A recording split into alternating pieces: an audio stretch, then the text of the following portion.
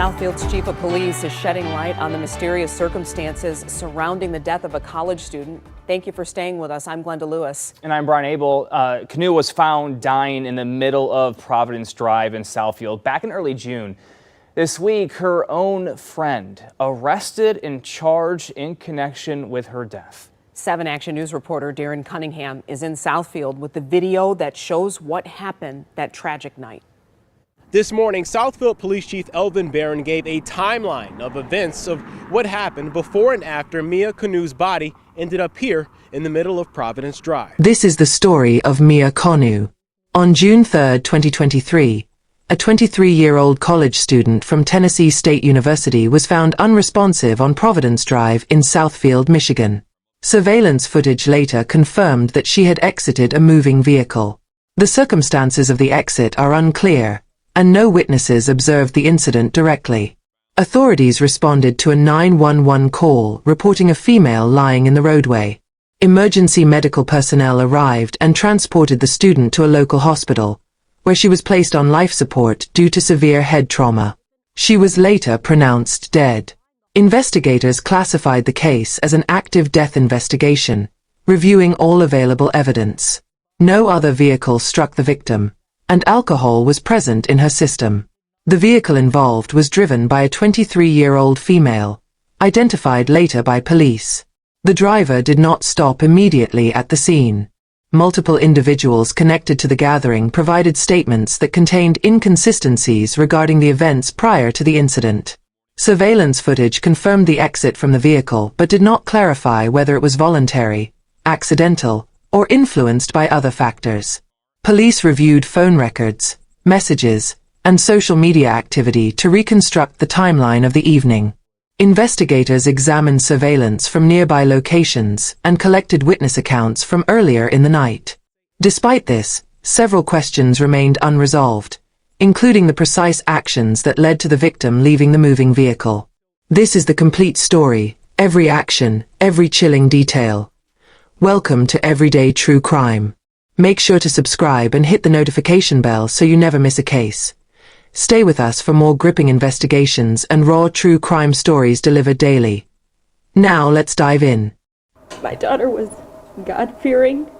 She was beautiful inside and out. Mia Canoe's loved ones and law enforcement setting the record straight about the 23-year-old veterinary student and the morning of June 3rd. Chief Barron showed this video. He says Mia was a backseat passenger when she fell out of the vehicle. There's no evidence that suggests that Mia jumped from the vehicle. What the evidence suggests is that Mia may be in the process of throwing up.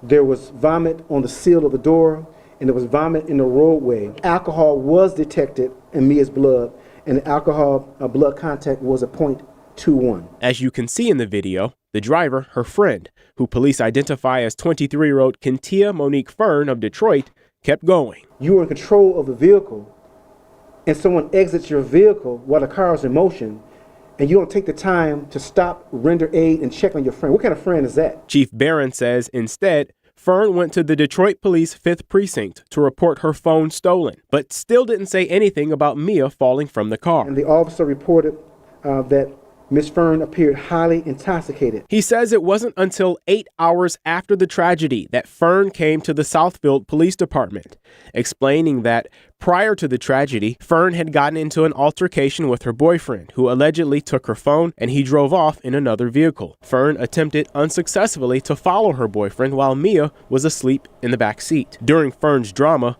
Mia fell from the vehicle. Now, Fern is charged for driving drunk and leaving the scene of the accident, leaving Mia Canoe to die in the roadway. It was a passerby who found Mia in the roadway a few minutes later. Drunk driving is not a joke. And this whole situation boils down to that. Mia Amelia Canoe was a 23-year-old college senior enrolled at Tennessee State University in Nashville, Tennessee at the time of her death. She was officially listed as a student in the Food and Animal Sciences program, a curriculum designed to provide scientific grounding in animal care, nutrition, and food systems. Degrees often pursued by students preparing for careers in veterinary medicine or related biological sciences. Academic records show that Mia had reached the final phase of her undergraduate education at TSU. As a senior, Her coursework would have included advanced studies in animal science and food systems, typical of students preparing for professional postgraduate veterinary training or specialized agricultural research roles. While enrolled at TSU, Mia combined her academic studies with hands-on animal work outside the classroom. During previous semesters, she conducted research under mentorship within the university's agricultural research programs. Local news coverage confirmed she held the status of a Dean's Scholar and was active in campus agricultural research environments. After the spring semester concluded, Mia returned to her hometown of Southfield, Michigan for her scheduled summer break in May 2023. Southfield is a suburban community within the Detroit metropolitan area where she lived with her family before beginning her college tenure. Because her studies at TSU were tied to an academic calendar, summer breaks offered opportunities for students like her to gain additional real-world experience. In previous summers, Mia worked as a veterinary assistant or technician in clinical settings. News reports from local media confirm that she had been employed at animal care facilities, including clinics where she assisted with veterinary tasks, during her time away from campus. This summer employment aligns with the professional pathway for students majoring in food and animal science with a pre-veterinary orientation. Practical experience in clinical environments is often a cornerstone of preparation for veterinary school and related careers. On June 2, 2023, Mia completed a scheduled work shift at a service establishment in Berkeley, Michigan, a nearby city to Southfield. That evening, she was picked up by a friend after her shift to attend a social gathering with acquaintances. Reports from her family and local law enforcement confirm she spent part of that night at a house party. On the morning of June 2, 2023, 23-year-old Mia Konu was documented working at the Green Lantern restaurant located in Berkeley, Michigan, where she was employed as a restaurant worker prior to the night of the incident. Her presence at the restaurant that day is confirmed through accounts from family members and subsequent investigation reports. Her last verified contact with family occurred shortly before she left for work that morning, indicating that no further direct communication between Mia and her relatives took place after that point on June 2. Once her shift concluded, Mia did not return directly home. Instead, a female friend who was staying at her house picked her up after her shift ended. Details from investigators indicate that this friend arrived at the restaurant to transport her to a planned social gathering later that night.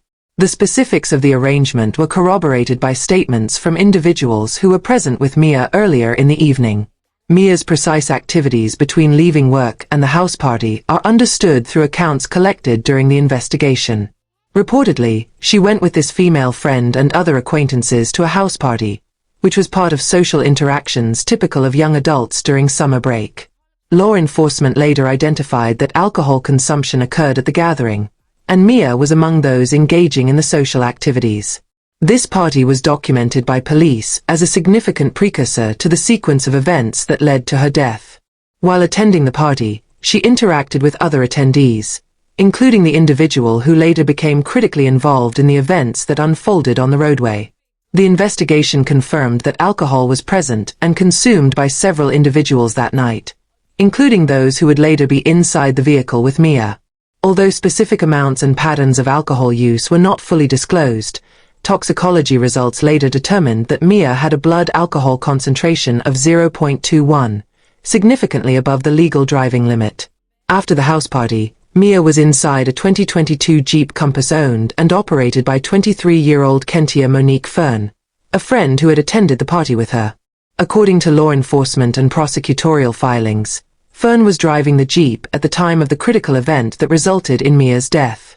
The Jeep was moving along Providence Drive in Southfield, Michigan in the early morning hours of June 3, 2023, when the incident occurred. Providence Drive is a roadway that runs through residential and mixed residential commercial areas. Police records note that traffic surveillance cameras in the area later provided footage crucial to reconstruction of events. Investigative filings describe Mia as a backseat passenger of the Jeep Compass at the time of the occurrence. This positioning was verified through both statements from individuals present that night and video evidence that showed her location relative to the SUV just before the moment of the incident. Aside from Fern as the driver and Mia in the back seat, records suggest that at least one other unidentified occupant was in the vehicle, though their identity has not been fully revealed in public documentation. Law enforcement indicated that at least 2 people were inside the vehicle during the relevant time frame, and both individuals later cooperated with police interviews.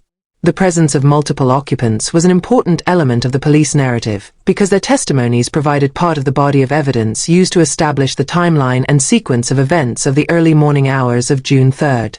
According to surveillance video and police accounts, the Jeep Compass was traveling along Providence Drive shortly before the incident. The approximate pace and direction of the vehicle were identified through multiple camera feeds and corroborated by eyewitness reports. The vehicle's movement was captured on surveillance footage that later became part of the investigative case file. Authorities established that the vehicle did not immediately stop at or near the location where Mia exited or fell from the vehicle. Instead, the vehicle continued to travel on Providence Drive following the separation of Mia from the Jeep.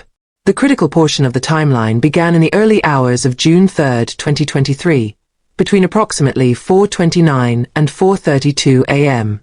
During this narrow time window, official surveillance footage captured the event that would become central to the investigation. At this time, the vehicle driven by Fern was recorded moving a short distance along Providence Drive. Moments later, the footage showed an individual, later identified as Mia, falling out of the moving vehicle.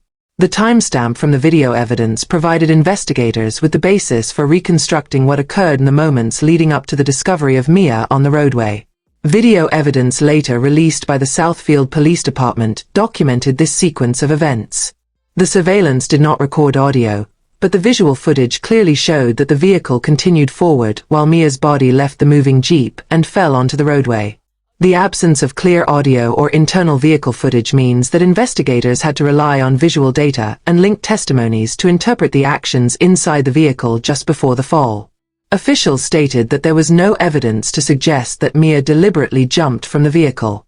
The Southfield police chief described the positioning and movement as consistent with her possibly being in the process of vomiting when the vehicle door opened, which may have contributed to her involuntary exit. Vomit was observed on the door seal and in the area near where Mia was found, supporting this interpretation. The surveillance video shows the Jeep proceeding forward without stopping or slowing substantially after the separation, indicating that the driver maintained forward motion at least through the brief passage of the incident in view of the camera. Following the moment captured in the surveillance footage, the driver of the vehicle, Fern, did not stop immediately at the location where Mia fell or exited the vehicle. Law enforcement officials publicly noted that the driver continued to travel and did not render immediate aid or check on the condition of Mia at that specific spot on Providence Drive. Instead, according to police statements, the Jeep was driven away from the scene. Subsequent investigative work traced the vehicle using a Jeep key fob discovered near the location where Mia was found, which helped law enforcement locate the vehicle later in the investigation. The decision not to stop at the moment of the incident became a focal point of multiple charges filed later by prosecutors, including a felony for leaving the scene of an accident that resulted in death and a misdemeanor for operating while intoxicated. After the vehicle drove away from the area, a passerby discovered Mia lying on Providence Drive and called 911 to report an unresponsive female in the roadway. Police records and emergency call logs confirmed that this call initiated the first response to the scene. This call came within only a few minutes of the incident captured on surveillance footage. However, there is no evidence indicating that the vehicle driver or other passengers made any call to authorities at that critical moment. The discovery by a member of the public ultimately triggered the emergency response that brought official presence to the scene. Responding to the 911 call, officers from the Southfield Police Department arrived on Providence Drive shortly after being notified about an adult female lying unresponsive in the roadway. The location specified in the call placed them in front of the Coach House Apartments area, a residential complex adjacent to the roadway where the incident was captured on surveillance. Police secured the scene and begun standard investigative procedures, including confirming the identity of the individual found and documenting evidence that would be used to establish how she came to be lying in the road. Upon arrival, officers observed that the female identified as Mia Konu was unresponsive and had sustained significant head trauma. At this stage, first responders assessed that her condition was critical due to severe injury to her head, which was consistent with having hit the roadway at speed. Paramedics and emergency personnel took over the situation by providing initial medical aid and preparing her for transportation to medical facilities. The nature of her injuries and the lack of immediate responsiveness were documented in police reports and later detailed in hospital transfer records. After evaluation on scene, emergency medical services transported Mia to Ascension Providence Hospital in Southfield. At the hospital, she was evaluated and placed on life support due to the severity of the head trauma sustained earlier that morning. Hospital records indicate that she was admitted into intensive care and remained on life support as physicians assessed the full extent of her injuries and monitored her medical stability. Medical personnel documented that Mia suffered from critical head trauma consistent with a high-impact fall onto a hard surface at speed. Given the seriousness of these injuries, life support systems were employed to maintain her physiological functions while additional assessments and possible surgical interventions were considered. She remained on life support at the hospital for multiple days. While the initial narrative of survival was present in early hours, later reports confirmed that she would not recover. Her life support was maintained for additional time to facilitate organ donation processes. From the outset, the Southfield Police Department described the incident as a death investigation, emphasizing that all possibilities were to be considered, including accidental fall or foul play. At early stages, law enforcement publicly stated that the manner of her exit from the vehicle was unclear, and that surveillance footage showing her separation from the vehicle was under evaluation. Deputy Police Chief Jeff Jagielski noted that the initial classification included the possibility of homicide pending further findings, and that the investigation included interviews with all occupants of the vehicle and witnesses. Officials also clarified that there was no immediate evidence indicating that another vehicle struck her, and that police were examining internal and external evidence as part of the broader inquiry. Authorities did not publicly release the full autopsy report in its entirety. Investigators confirmed only limited details released through official briefings and press reports. The public documentation cited by police acknowledged that medical examination confirmed the presence of significant traumatic injuries, particularly to Mia's head, which were consistent with a fall from a moving vehicle onto a hard surface. Specific internal findings from the autopsy, such as exact fracture patterns, brain injury details, or secondary complications, were not disclosed by officials in public reports, leaving the complete medical cause of death in summarized form rather than a full forensic narrative. Central to the case's forensic profile is the toxicological examination conducted as part of standard post-mortem procedures. Toxicology results indicated that Mia's blood alcohol concentration was 0.21% at the time of the incident, significantly above the legal limit for operating a vehicle in Michigan, 0.08%. This measurement of alcohol in her system was documented in police briefings and corroborated by scene evidence. Law enforcement stated that this level suggests significant intoxication, which factored into their interpretation of physical evidence at the scene. The forensic evaluation acknowledged that the traumatic injuries to Mia's head were severe enough to require immediate life support intervention, which indicates that the force of impact was sufficient to compromise vital neurological functions. Hospital records noted that damage to brain structures or skull integrity was evident, though detailed medical descriptors were not released publicly. What was clear from the official timeline is that the level of injury was incompatible with survival without intensive medical intervention. And despite this intervention, Mia died from those injuries. Following the discovery of Mia in the road and the initial medical response, Southfield Police Department officials conducted investigative procedures, including reviewing surveillance footage, documenting physical evidence, interviewing witnesses and individuals present at the party, and coordinating forensic analysis. Southfield Police Chief Elvin Barron publicly stated that investigative evidence did not support a voluntary jump by Mia from the moving vehicle. According to the chief and associated police reports, surveillance footage showed a passenger door opening on a moving vehicle and Mia subsequently falling from it. The description provided by police was precise in distinguishing that there was no demonstrable evidence that she intentionally exited the vehicle, but rather that the fall occurred while the vehicle was in motion. Key physical evidence documented by law enforcement during the scene investigation included vomit residue found on the vehicle's door seal and on the roadway near where Mia was discovered.